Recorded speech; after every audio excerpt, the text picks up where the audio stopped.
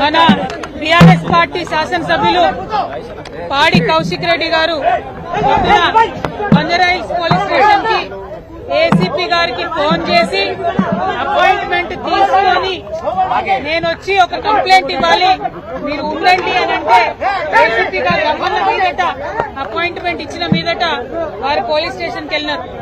ఒక శాసనసభ్యులు అపాయింట్మెంట్ తీసుకొని వచ్చినప్పుడు యాజ్ పర్ ప్రోటోకాల్ ఏసీపీ గారు ఉండి వారి కంప్లైంట్ తీసుకుని ఉంటే బాగుండేది. అక్కడ దాకా పోయినా కూడా ఏసీపీ గారు లేరు, ఎస్ఐ గారు ఉన్నారు, తీసుకోండి కంప్లైంట్ అని చెప్పారు.